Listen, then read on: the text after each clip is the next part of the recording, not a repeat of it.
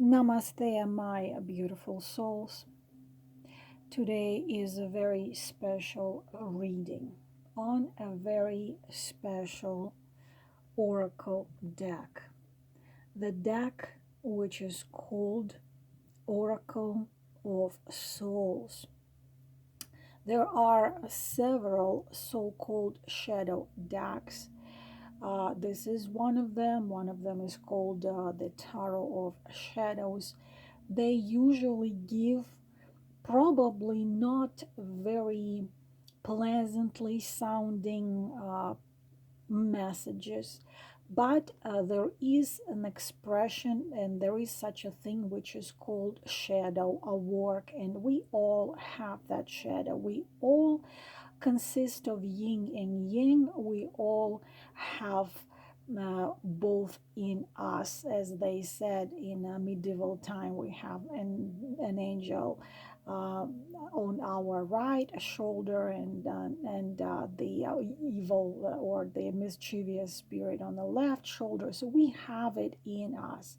We are living in the duality world, and so we all have that shadow, the things which we don't want to know, to see, to understand, but it's precisely those things which knowledge of which actually make us free. So today is such a deck, the Oracle of Souls, and I will pull out five cards for you. And you can simply listen to this whole video, or you can assign one question to each card. You can write them down. Stop this video and write them down. Number one is your finances. Number two is your love life. Number three is your relationship with your family member. Number four, your spiritual path. Number five, something else, advice from the higher forces. The thing is, shadow shows you.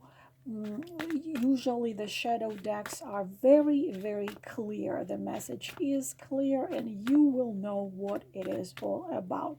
So you can either assign one question to each card, or you can assign one question and then choose the number from 1 to 5. Let's say my answer will be number 4, card number 4. I would say do 5 messages for different subjects of life, so you can get 5 messages instead of 1.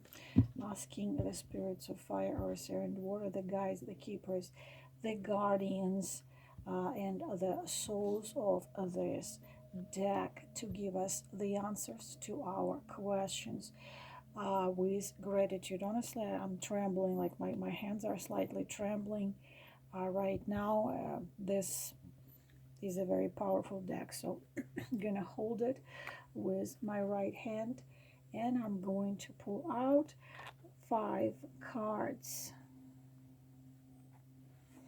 Card number 1,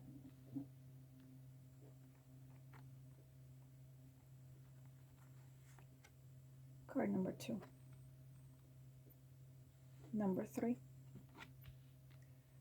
number 4, and 5. Powerful deck. And we are going to go straight to it. The meaning of the card number 1.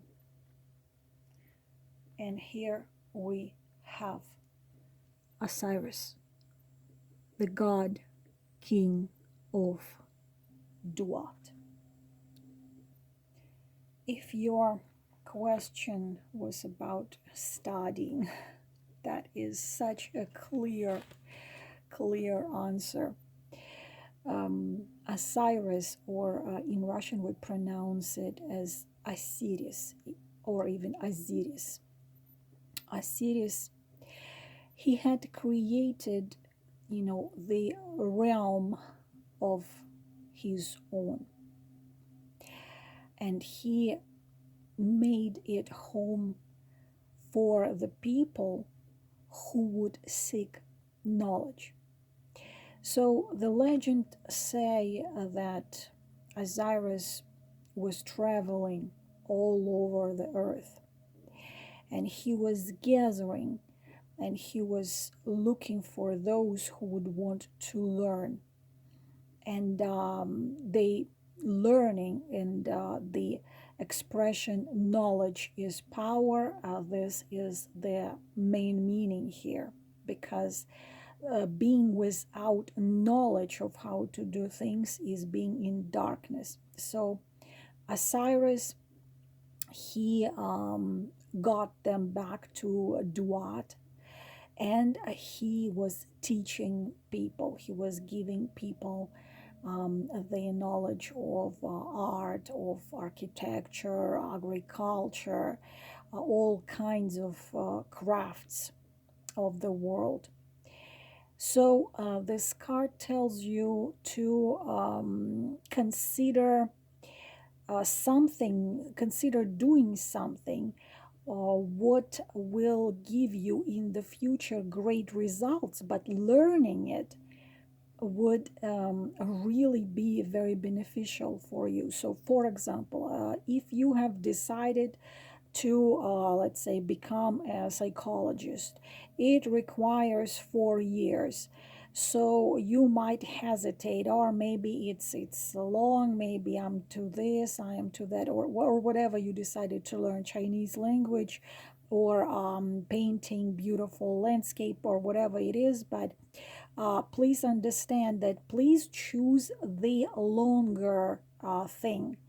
Don't choose what just take couple months or I don't know 3-4 months, but choose what would take longer, because if you take the longer one, even though it would be kind of a risk, do not be afraid of the risk, because you are on the path which, if you start learning it deeply, it's gonna bring you really, really great results in the future. It's only if you commit yourself to this, to getting this knowledge, then pretty much anything you want to accomplish, you will. So the main message here, commitment and a responsibility, and do not be afraid to take a risk if it seemed to you a little risky. Do not be afraid to risk it and to get into it, because their results are gonna be really wonderful. So it's a card, a learner's card. And let's move to card number 2, the message for those of you, or the answer of the card number 2. We're going to move it right here. Overlord of the Abyss. A little scary, right? On the bottom of the card, you see the main awards, 3 awards, which says pestilence, corruption, and malice. That is quite a bit of a warning we are seeing here, because another name of this card, as I already just said, the Overlord of the Abyss. Well, we can see a pretty scary, almost undescribable, unknown, even kind of a mix of alien being and the great Lord of the Abyss. So the Lord of pestilence, it says, and corruption. He's a destroyer. He is a meticulous, methodical destroyer. He destroys through and through. Destroys. He is what my absolutely adored and the best professor in the world in psychology, Sam Vaknin, describes a person narcissist. The narcissist is nothing less. He destroys. He is terror. He destroys anyone in contact with him. And also, it's a trickster, so he enjoys using trickery, and he is a seducer. Like behind his mask, you don't see who he is.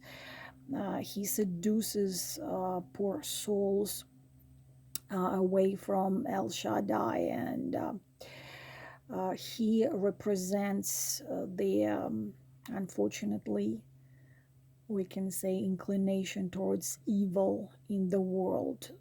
Pretty much the worst of all of things natural or unnatural. So it's a card of a huge ego and delusion of his victims. Also, it's someone who knows exactly what he is doing, and he takes deep, true pleasure in doing evil on others. So he possesses, he corrupts, he destroys, and he pretty much enjoys your pain and agony. Whatever was your question about, if it's about relationship, whatever type of relationship you've been asking about, then just to, if you, I think this is very clear, whatever it's a friend or someone with your romantic interest, or if you're asking about the job, then about your boss, then it would be someone like this. So anyway, this is a message which only you know how interpret, but I don't believe that this is a coincidence. I don't believe in coincidences.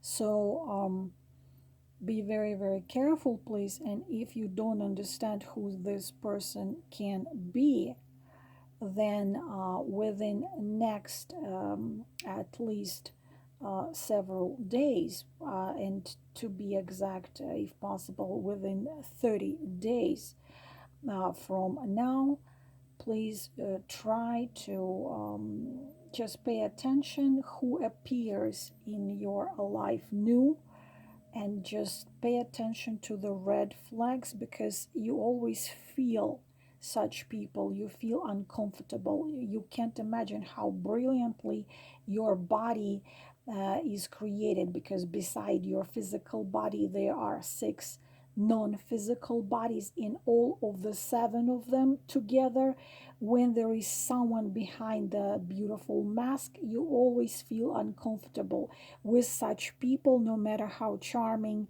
they look, they are deceiving, so you always feel uncomfortable. You know that with good people, you always feel like home. You want to stay next to them, you want to talk to them, you want to tell them your whole life, so on and so on. With such trickster, you always feel, even if he has come to you with a bouquet of roses, and you are sitting in a very expensive restaurant, and he paid for a violin player to play for you, and you still gonna feel uncomfortable. So pay attention to what you feel, to your guts. You always know who you're dealing with.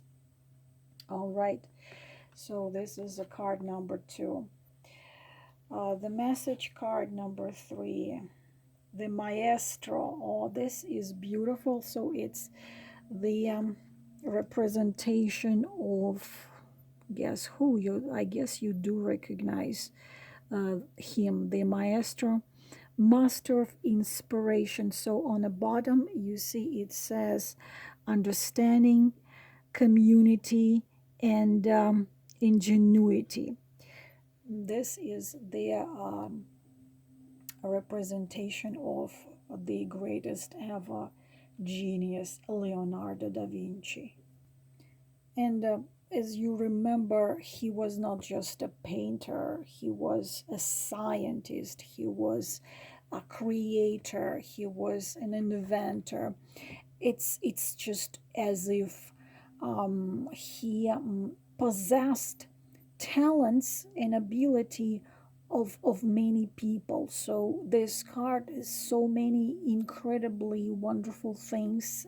It's multiple talents, multiple ability, creativity. It's a card of someone who needs to, who's a spiritual path or a soul path is sharing of knowledge, of innovation, even kind of like a revolution in, I don't know, art or some creative arts or something like this.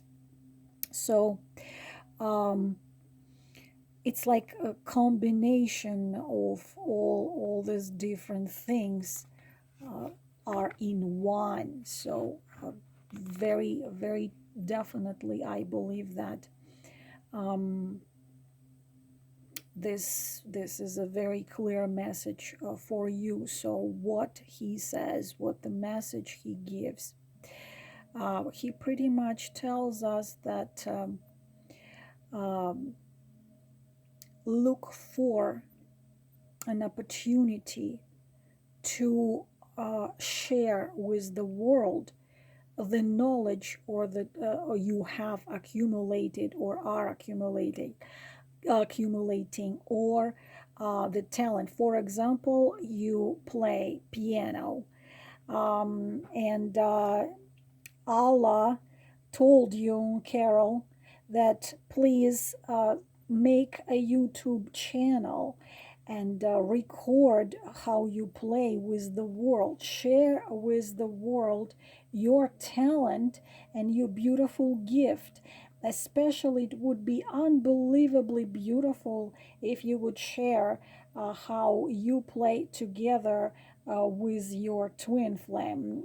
When you play together, it would be unbelievable. But I keep on saying and saying, and you still don't have the YouTube channel. So this is the clear message. So share the knowledge you have accumulated or are accumulated now with the world. Share your talents, share your inspiration, share even your thoughts.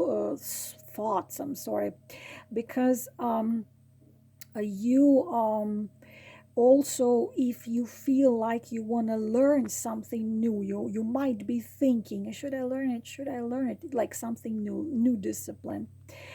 Go ahead and do it, because the thing is that whatever you are going to do to develop the talent which you feel the most attraction to, which give you the most joy, the more you are going succeed in life in every possible way. Share your gifts, don't hide it. If you write, don't just keep it in your computer. There used to be an expression about writers, I write into my desk. So they would just hide everything they write and wouldn't share.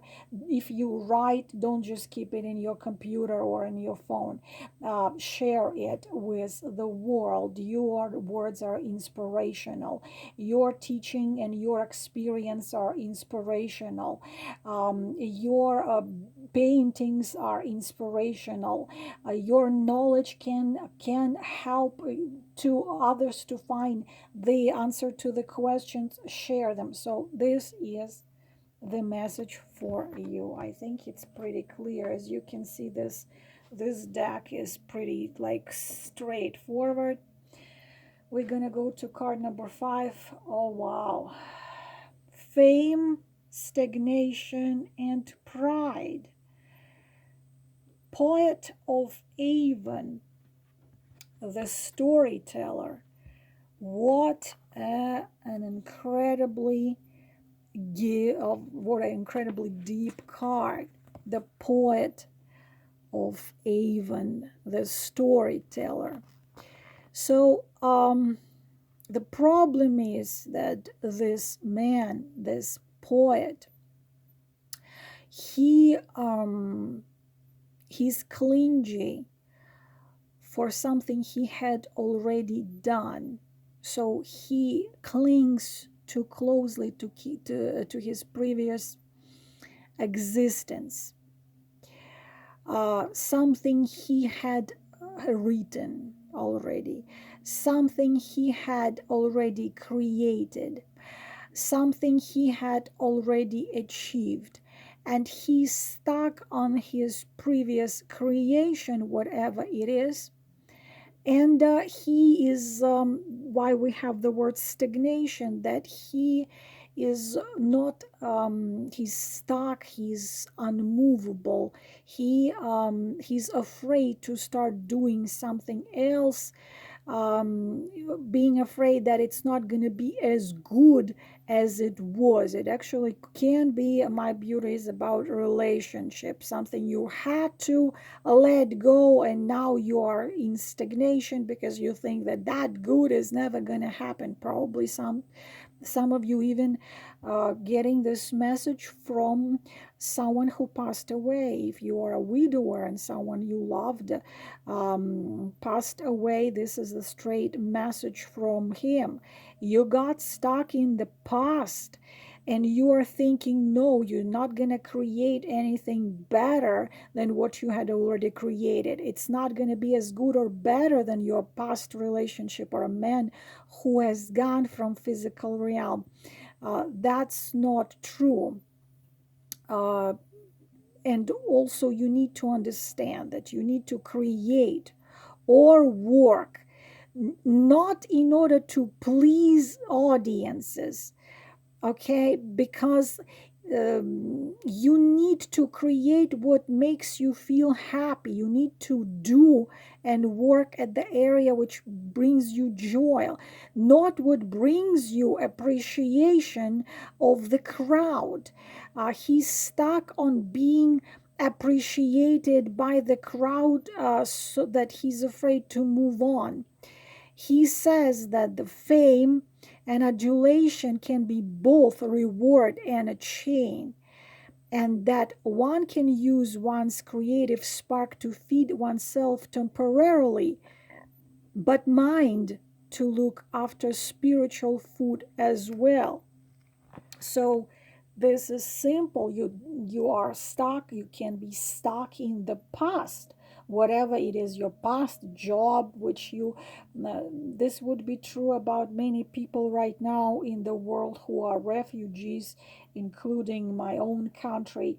Like, you had to leave your homeland and you must start all over from point zero, and you cannot find any joy or happiness in your present moment or for the future because you keep on clinging to something which had gone. You are afraid that you're not going to have a home like you used to, or relationship like you used to, or you have written a book and you don't start to write another because you are afraid that you have already created the best what you possibly could. No, it's not true. You are too clingy to the opinion of others about you. So please just understand, you have enough creativity in you. You have enough talent in you. You have beautiful things ahead of you which are gonna walk into your life as soon as you let go of the past and turn and get out of stagnation and move towards something new, creating something new without thinking, is it gonna please someone or not? The most important, you need to enjoy the process. And if it's about relationship, you're stuck in the past, whatever, you broke up or he passed away. You need to understand that as soon as you let go and start moving out of stagnation, all the most wonderful things will come into your life. And the last one is going to be the card number 5, Dawn, the Red Shepherd. Just reward, evaluation, and a respite. Let me move it closer so you could see him. There are many gods and goddesses and spirits in all of the mythologies and legends connected to death, and not necessarily it means something bad. It's they are one of the those who are on the border. For example, in Slavic there is the goddess Mara, who is on the border between the life and death, and of course in Mexico La Muerte, and so on. So this is also the protector of the borders of these worlds, the death god. So he tries to find so-called lost souls, those who are lost. They lost their way, and they lost their path, and they're wandering, not knowing where they are going, who they are, what they are for. So he kind of like evaluates these lost souls. And when his boat arrives, so he keeps those that most impress him to serve him as retainers, or to become his red knights themselves. So they will be bringing other to the of the lost souls to the place of refuge, evaluation, and decision making. So it's a card of a guide for those who had very, very, very hard struggles, suffered a lot, just had to go through a lot of things. And he helps. So you see, it depends also. It's a very karmic card. So a card of the justice, of the just award for the deeds. So it was, if it was a struggle of someone with pure heart, then this card says that the struggle is going to be over very, very soon, and you will be able to finally be in peace and rest. For example, the torturous divorce process with a very bad person, or the fight over, like I know people who write me that they are being in the court for months for something so unjust to them. So this is the positive answer, because dawn brings the ending to the struggle. So the just ending. So if you struggled and you did not deserve it, and you perfectly know it, that you fought for something just, then this card means that it's going to be resolved to your advantage, and you finally will be able to rest and be in peace. But for those who struggled trying to achieve something unjust, that means that, for example, you are fighting for, I don't know, the money which justfully would belong to someone else, then unfortunately that would be a negative answer for you. So it's a very similar card to the card of justice in tarot or judgment. But if you're were struggling and suffering with a pure card for justice for you, for your children, whatever situation is, the justice of dawn will bring you finally the ending of the struggle and the peace you finally will be able to enjoy.